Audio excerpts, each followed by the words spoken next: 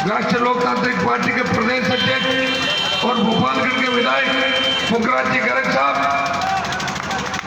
राष्ट्रीय लोकतांत्रिक पार्टी के प्रदेश के महामंत्री, आपके यहाँ के लोकप्रिय नेता भाई उमेदराम जी, बाड़मेर के प्रभारी और आरएलपी के प्रदेश उपाध्यक्ष छात्र नेता भाई राजू खोजा, सम्मानित मंच उपस्थित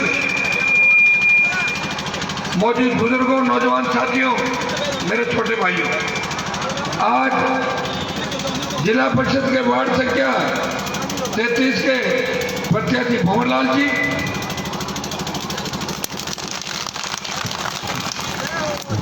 और ये पंचायत समिति गीड़ा के पदाधिकारियों के प्रत्याशियों को मैं नाम बोलूंगा, आप तो खड़े होकर हाथ जोड़ लेना बस एक एक बार। Durgaram ji Sen, ward number 7।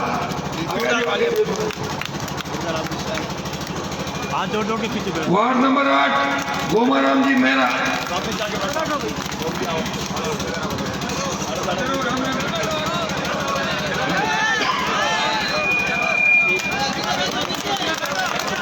Ward number 9 Bhomaram Jhangu.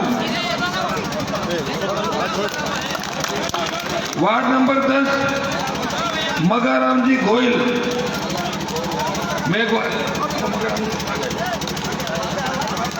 Ward number 11 Bhuraram ji Sai.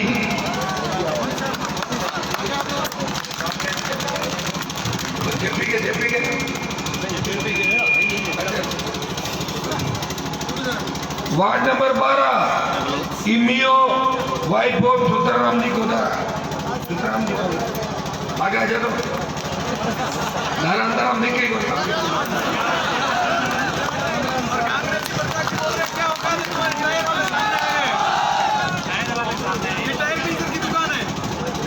Tyre भी अपना ही चिन्ह है पहले।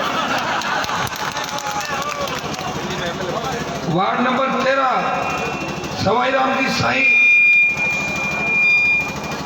Ward number 14 Vinu Chaudhary. सवाई राम गीड़ा से। ठीक है। वार्ड नंबर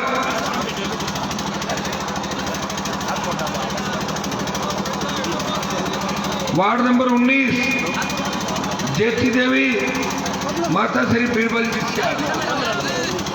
वार्ड नंबर 15 ये सबसे मजबूती से मेरे ऊपर।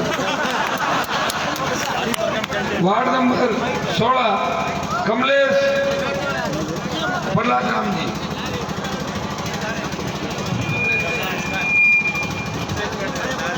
अच्छा ठीक है भाई, इलेक्ट्रॉनिक का कमलेश मिल गया था।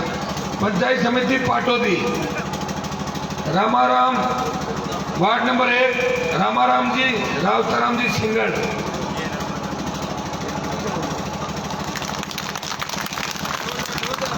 ये तो मेरे से ही लंबा है यार। वार्ड नंबर 3 समंती हीराराम जी बांगड़वा। हीराराम जी। Ward number 5 Jainaram ji Lapuram ji Dewasi. देवासियों को राजस्थान में सबसे ज्यादा टिकटें दी हर जगह। वार्ड नंबर 14 किरण कंवर सवाई सिंह की पार्टी।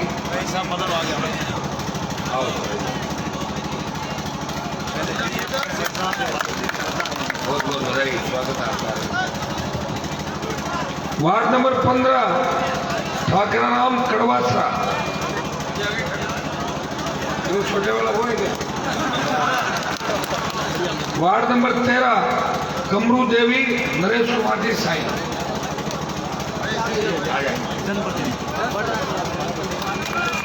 एक जितने भी प्रत्याशियां गीड़ा और पाटोदी के और जिला परिषद के वार्ड के सबके वोट की अपील करने के लिए आपका भाई नागौर का सांसद परेऊ गांव के अंदर आपके जो उपस्थित हुआ है, दोनों हाथों से सारे प्रत्याशियों को आशीर्वाद देके मैं यहाँ आया हूँ। मेरा मान और सम्मान रखना ये अपील मैं करने के लिए आपके बीच आया हूँ। एक ग्राम पंचायत खोखसर की नाबालिग बच्ची के लापता होने की जांच का एक ज्ञापन दिया है। मैं इस मामले के अंदर 2-3 दिन में ही पूरी कार्रवाई करा के आपको वापस अवगत करा दूंगा और बिल्कुल बच्ची को ढूंढेंगे और जहाँ भी हुआ है पूरा न्याय दिलाएंगे इस परिवार को, ये मैं आश्वस्त करता हूँ आप लोगों को। मैं कुछ समाचार करूँगा आपको। गीड़ा के अपना ब्लॉक अध्यक्ष डेलू बहुत मजबूत, गीड़ा के ब्लॉक अध्यक्ष बाकाराम जी डेलू बहुत मजबूत आदमी है। लक्ष्मण जी के सामने ये मिले तो सही बाकाराम मिलती है बहुत पहले से भगवान जी की जल्दी हो रहे हैं, भगवान की जल्दी है।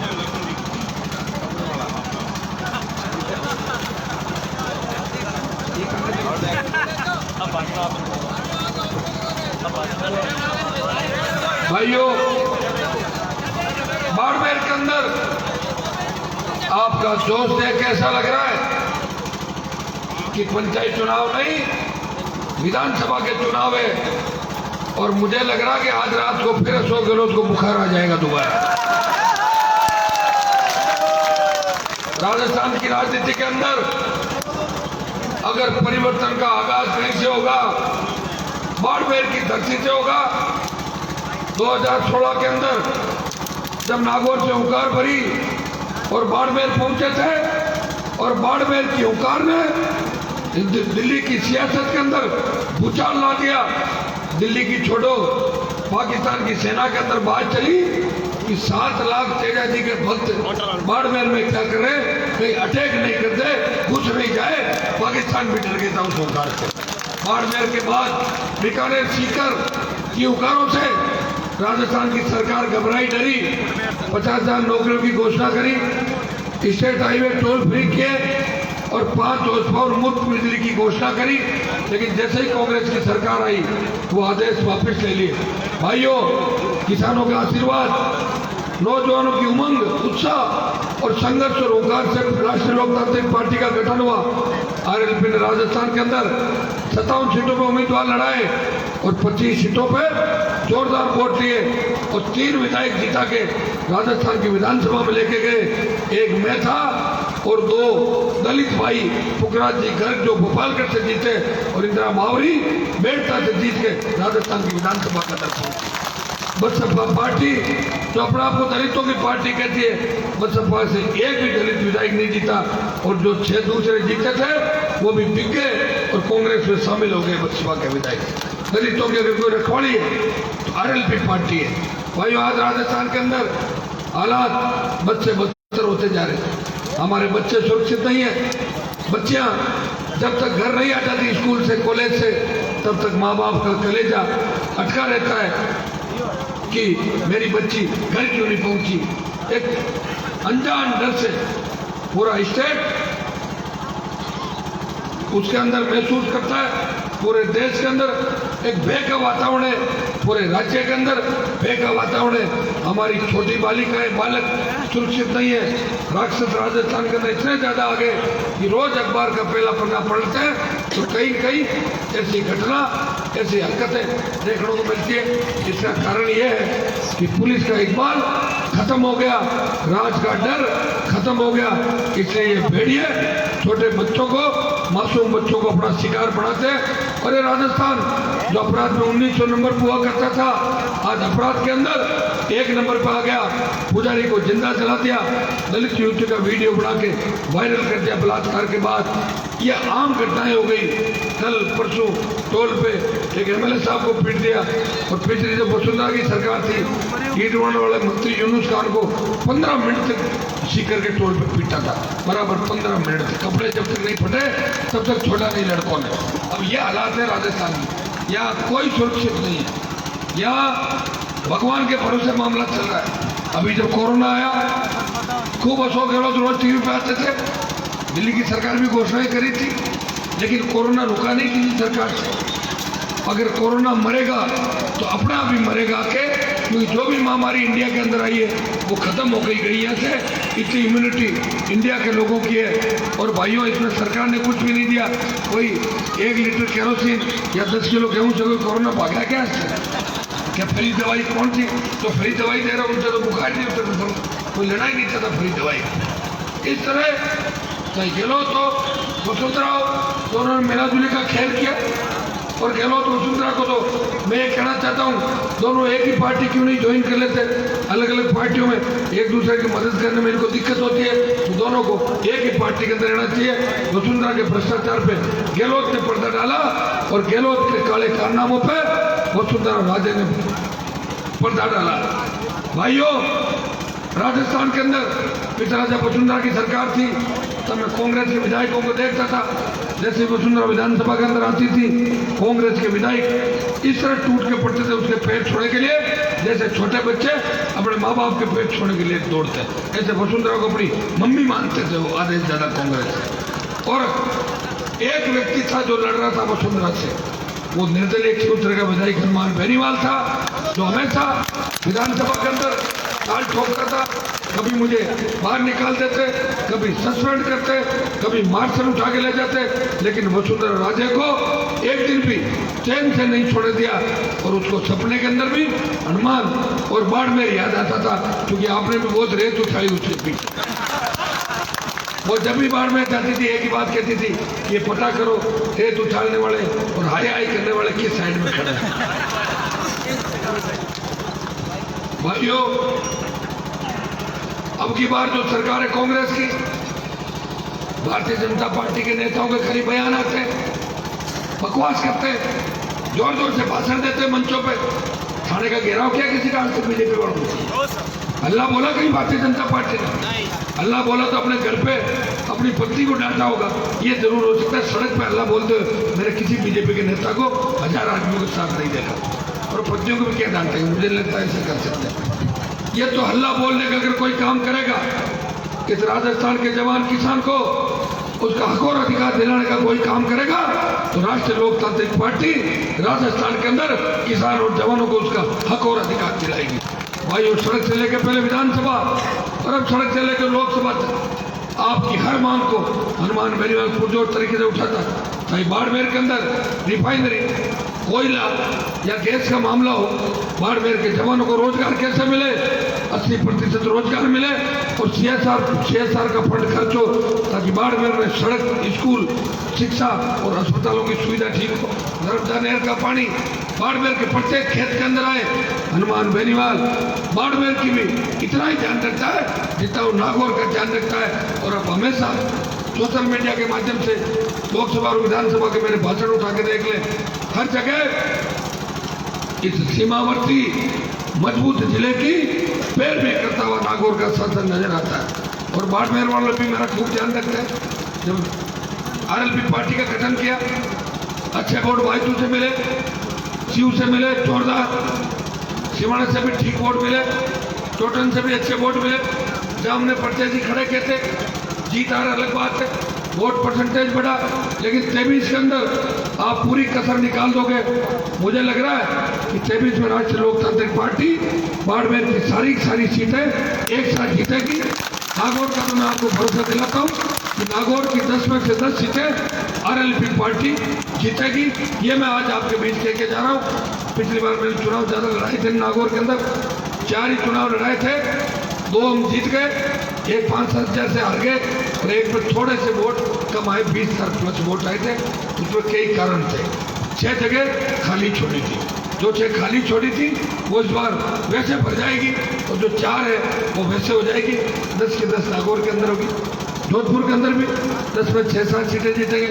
और जो बीकानेर, हनुमानगढ़, गंगानगर, सीकर, चूरू, झुंझुनू, भरतपुर, अलवर से लेके अजमेर, भीलवाड़ा, चित्तौड़, उदयपुर, टोंक के अंदर राष्ट्रीय लोकतांत्रिक पार्टी अपना परचम फहराएगी। और ये सब राजस्थान के जवानों और किसानों का आशीर्वाद का परिणाम है। लेकिन हमें संघर्ष करना होगा, थकना नहीं है, रुकना नहीं है। मांगने से कोई राज नहीं देगा। भाइयों, उठो, कूच करो और सत्ता पे कब्जा कर लो, राज को छीन लो और किसानों का राज राजस्थान के अंदर ले आओ। ये भाई आपकी पूरी मदद करेगा। पिछली बार तो मैं ये भी कहता था कि अगर कोई ढंग का दूल्हा मिल जाए तो मैं बाराती बन जाऊंगा, लेकिन दुल्हन नहीं बनूंगा किसी की, क्योंकि दुल्हन वसुंधरा थी और वो भी लुटेरी दुल्हन थी।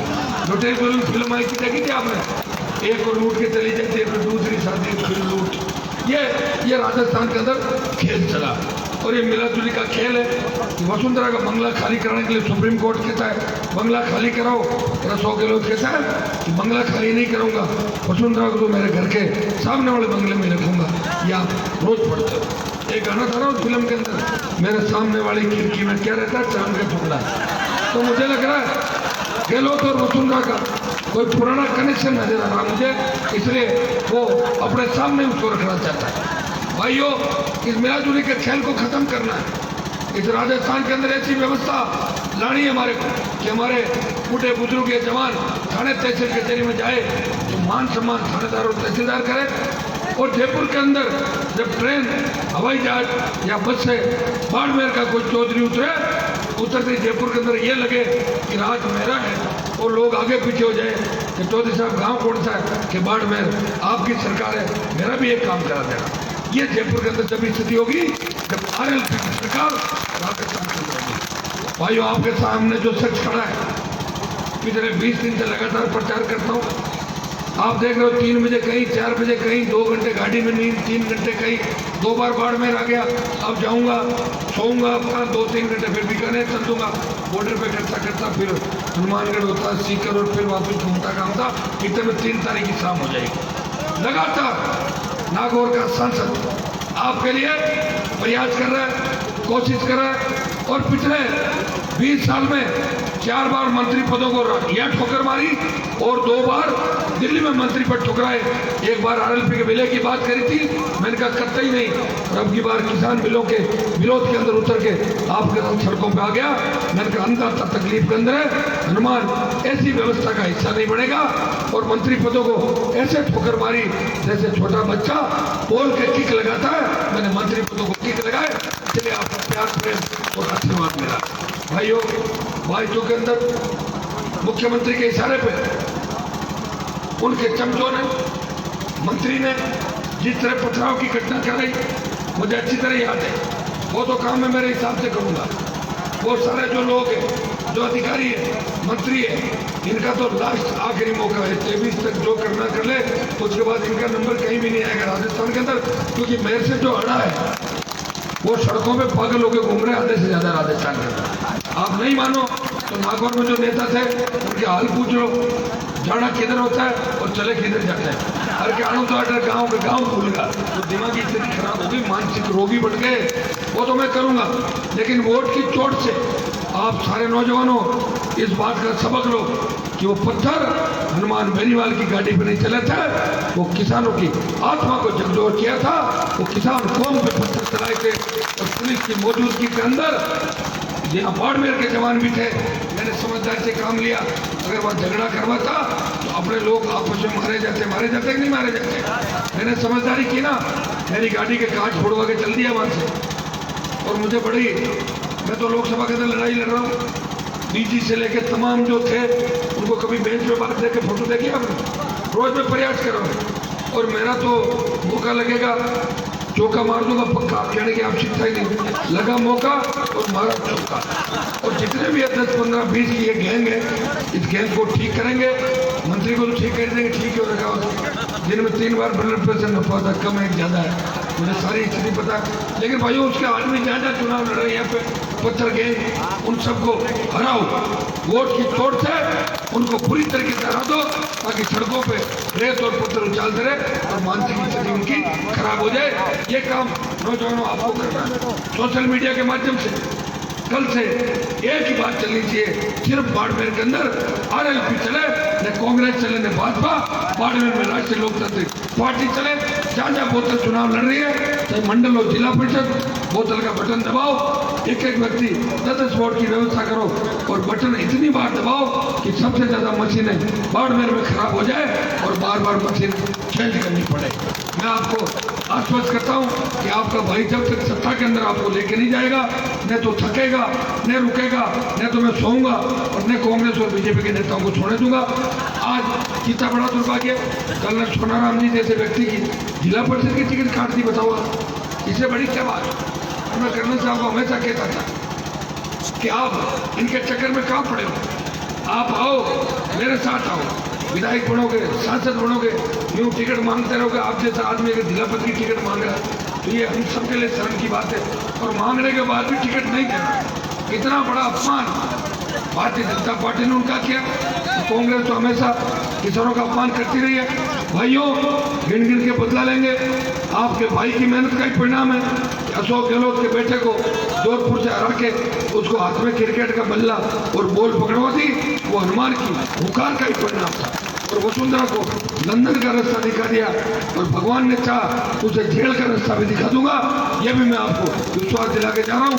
पर उससे भारी जो इस पूरे पंचीड़ा पाटौदी से आप लोग पधारे, सब लोग दोनों पंचायत समितियों के अंदर, जिला परिषद वार्ड के अंदर बोतल के प्रत्याशियों को भारी वोटों जिताए।